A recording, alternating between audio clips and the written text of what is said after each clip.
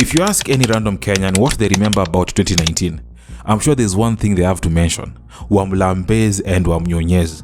This song was one of the biggest Kenyan hits of 2019, and everyone was shouting Wamlambez and Wamnyonyez. And by everyone, I mean government officials, parents, children, radio presenters, and even foreigners, or we can call them whites. Wamlambez! Wamnyonyez! Wamlambez! Wamnyonyez! Wamnyonyez! Wamlambez! Wamnyonyez! Even American actor and comedian Jamie Foxx joined the challenge. Yes, then you say Wamnyonyez. Wamnyonyez. Yes. Wamnyonyez. Wamlambez became a national anthem, evolving into a popular greeting. Whenever someone shouted Wamlambez, the expected response was Wamnyonyez. The masterminds behind this cultural wave were 5 young men who called themselves Sailors Gang. At one point, the government tried to ban Wamlambez, saying it was immoral, a move that made the song even more popular.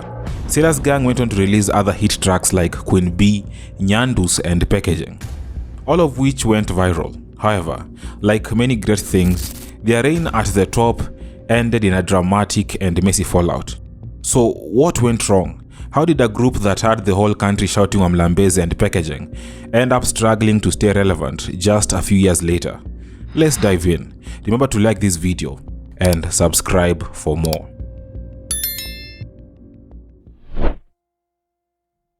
Sailors Gang wasn't just a group, it was a whole vibe, made up of Miracle Baby, Shalkido, Lexi Young, Kokos Juma, and Masilva. These boys came together with one mission: to make music and, of course, become popular. But let's be honest, none of them woke up one morning and said, let's make history. Like most creatives, they were just hustlers looking for a break. Miracle Baby, the lead singer of Sailors Gang, went through a lot of challenges. He moved from being a street urchin or chokora to a construction worker in Denderu, and also worked as a mortuary attendant. His star started shining when he began performing as a Kikuyu stand-up comedian. Shalkido was working in the matatu industry as a tout or kamagera. Nilikuwa kamagera. Kokos Juma began his life as a hairdresser and a broker. Mimi nilikuwa nafanya stories na manywele hivyo. Masilva worked as a construction worker in Denderu, and Lexi Young used to sell clothes in Kabuko. Mimi nilikuwa nauza marodhi. Marodhi ni nini? Manguo. Before coming together as a group, each of them was pursuing music individually and would later meet at a youth music event where they decided to team up and form what you know now as Sailors Gang. Miracle Baby, Shalkido, Lexi Young, and Masilva all contributed as singers and rappers. But there was one member who stood out for doing something completely different. Kokos Juma's main work was to shout, yes, just shouting. But it wasn't just a random noise. His hype and energy added a different vibe that made their songs even more catchy. Wamlambez was the first song they recorded, but since they were known and still fresh in the industry, they needed someone to support them and show them the way. So one day, one of the group members, Shalkido, approached radio presenter Mwalimu Rachel at an event. He introduced himself as part of a new group called Sailors Gang and explained that all they wanted was for Mwalimu Rachel to share their song Wamlambez on her YouTube channel. Mwalimu Rachel agreed as she wanted to support and empower the young boys. Mwalimu Rachel didn't just post the song on her YouTube channel, she also played it on a radio show. The response was overwhelming. Audiences instantly fell in love with the song, marking the beginning of Sailors Gang rise to fame. Now, you might be wondering, why didn't they just open their own YouTube channel and post the song there? Well, according to Mwalimu Rachel, she actually encouraged them to start their own channel, but they refused, saying that it will take longer to get followers and views. At the time, it seemed like a smart move. After all, they just wanted to get their music out there as quickly as possible. Ni Sailors wenyewe walikuomba uchukue ngoma yao ya Wamlambez uiweke kwa YouTube channel yako. Absolutely. So it is not you who asked them. No. Ni wao walikuja na wakaomba vizuri, ngambia vijana wangu nitawasaidia. Ukaiweka kwa channel yako. And at that time, we are not even talking about management. It was for the love of these boys, the love of the music. They had something, and they still do. Amazing, talented young men. And I said, this is the least I could do. But then, YouTube channel. Will I lose anything? No. If anything, maybe I'll gain. Why didn't you decide to tell them and guide them about opening their own YouTube channel at that time? They had no idea how to, number one. Number two, they knew that ile jina Mwalimu Rachel pia itawasaidia. Wao kama sailors wangefungua watu hawajui. Okay. Unaona? I understand. However, this decision would later prove to be a huge mistake, and we'll dive into the consequences of this choice later in the video. Before we talk more about Wamlambez and how Sailors Gang became famous, let's talk about Gengetone. In 2019, the Gengetone genre was just starting to take shape. It was a new sound, but not so different from what Kenyans were used to. It was a blend of genge and dancehall, but with more cheeky and explicit lyrics. Ethic Entertainment and the Boondocks Gang were among the first groups to make this new sound popular, with hits like Lambalolo and Rieng. These songs laid the foundation, and Sailors Gang took it to the next level. Their song Wamlambez was released in April 2019, and within just a month, it was almost everywhere. It went viral on TikTok, Twitter, and every corner of the internet. The song wasn't just a track, it became a movement, with everyone in Kenya and beyond participating in the Wamlambez challenge. Even international comedians and artists like Jamie Foxx and Christina Milian joined in on the challenge. When we say Wamlambez, you say Wamnyonyez, okay? Wamnyonyez. Okay, so we say Wamlambez. Wamnyonyez. People didn't really care what it meant. It just sounded good to shout Wamlambez Wamnyonyez. But there was one man who thought otherwise. Ezekiel Mutua, the then CEO of the Kenya Film Classification Board, who claimed that Wamlambez was immoral and unsuitable for public consumption. Kenyans, especially on Twitter, were not pleased with the decision to ban the song, and ironically, this likely led to even more people streaming the song. But what made Wamlambez, and by extension, Sailors Gang, so special? Of course, one could say the Sheng slang, the humor, and the cocky attitude. However, in 2019, the Kenyan music industry was not as vibrant. Some say it was kind of dead. Nigerian music and bongo were the dominant genres. But as they say, East, West, home is always the best. Gengetone brought a new vibe that Kenyans, especially the young people, were yearning for. The biggest advantage that Gengetone had was that the songs were in Swahili and Sheng, languages that most Kenyans could easily understand. And after Wamlambez, Sailors Gang continued making hits. They released songs like Packaging, Queen Bee, Katanisha, and Nyandus. As the buzz around Gengetone grew, big names in Kenya's music scene couldn't resist jumping on the wave. Sailors Gang found themselves collaborating with heavyweights like Octopizzo on a song called Wakeridho. They also did a song with Nadia Mukami, Nitekenye, a song that showcased their versatility, proving that they could blend Gengetone with other songs while maintaining their unique sound. All this time, they were managed by Mwalimu Rachel, who played a critical role in keeping the group organized. She handled bookings, logistics, and even negotiated sponsorship deals, ensuring they remained on track. Shout out mwalimu sana yenyewe, kasi ya kutuaminia yenyewe. Kila mtu wenyewe chipu, lazima uaminiwe ama aje. Lazima kila mtu aone light in you. So yeye aliona, and now we pop in sababu yake. Shout out to her. Sailors Gang had become huge. They were performing at concerts, dominating radio playlists, packaging, and landing endorsement deals. For a moment, it seemed like nothing could stop Sailors Gang. They were on every poster, every TV screen, and everyone was discussing Gengetone and Sailors Gang. But as they say, the higher you rise, the harder you fall. And for Sailors Gang, the cracks began to show as early as September 2019. The first major blow came from someone close to them, their manager, Mwalimu Rachel. While she was instrumental in their rise to fame, tensions grew as the group felt that they were being exploited. There are reports that Sailors Gang never signed a formal contract with Mwalimu Rachel, which was their first mistake. But the bigger mistake was allowing all their music to be uploaded to Mwalimu Rachel's YouTube channel. The fallout reached a boiling point during the pandemic, when the group signed to a different record label without consulting their managers. They promised them many things.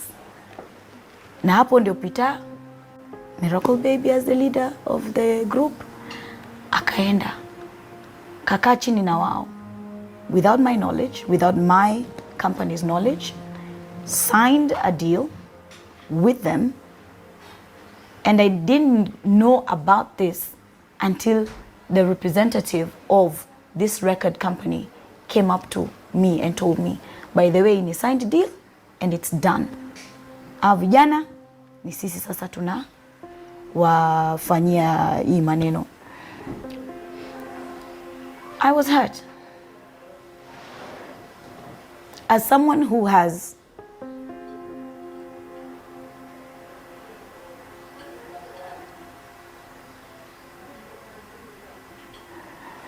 put... It's okay.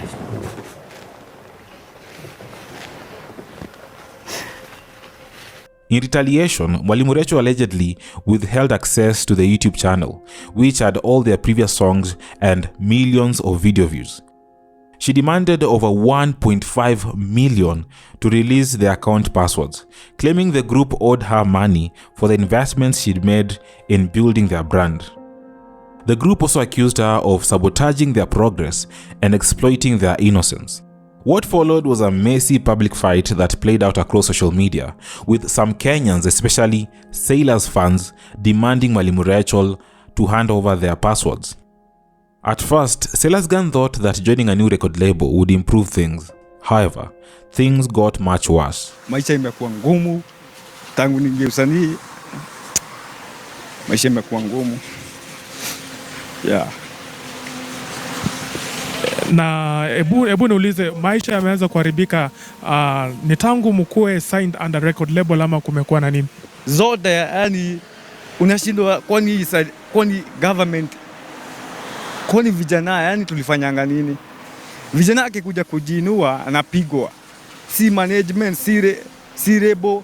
The international record label they signed with promised monthly payments, free studio sessions and video production. But this came with many conditions that restricted the group's creative freedom. Members began to feel trapped, leading to frustration, emotional distress, and eventually, the group split. Mwalimu Rachel later claimed that their downfall was self-inflicted, insisting that she warned them against signing with the label, but they went ahead, tarnishing her name by claiming that she stole their money. To make matters worse, the COVID-19 pandemic hit, bringing the entertainment industry to a standstill. Live shows were cancelled, revenue streams dried up, and Sailors Gang struggled to adapt to the new normal. When Corona hit, they panicked. Kwa sababu nilikuwa naambia guys, sasa lazima tujikaze nini? Funga mshipi tight. Mambo ya kwenda out na nini, tulieni. If it's catering for your basic needs, pay that first. Because there's no money coming in and I cannot promise you that I'm going to give you the same amount of money about kunapata before. So things got tighter financially, and that's when this record record label came in and promised them good things. Tutalipia rent, tutapatia pesa. Aside from the COVID-19 crisis and the fight with their manager, it's impossible to talk about the collapse of Sailors Gang without addressing the bigger picture, the decline of Gengetone itself. By 2021, the genre that was once so popular was losing its spark. Some people argued that it had become repetitive, with most songs sticking to the same formula of explicit lyrics and the same beats. Fans now began craving something new, and artists from other genres like Sauti Sol and Calligraph Jones filled the gap. Kwa hiyo vijana wa siku hizi wanaimba kusubangi, Kunyandana, kuua mabiti. Hizo vitu ngapi? Vitu vitatu.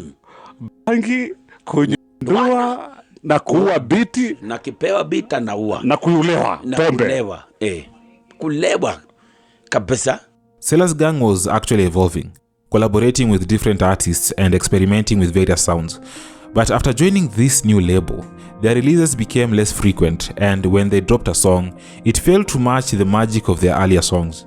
Imagine having songs with millions of views but not owning them. You can't access them, and even worse, being controlled by the label. It was frustrating.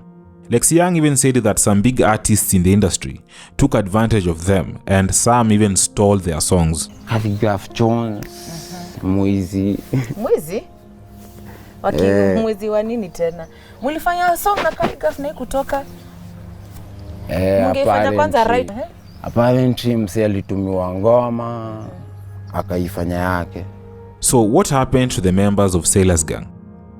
After the group split, each member went their separate ways.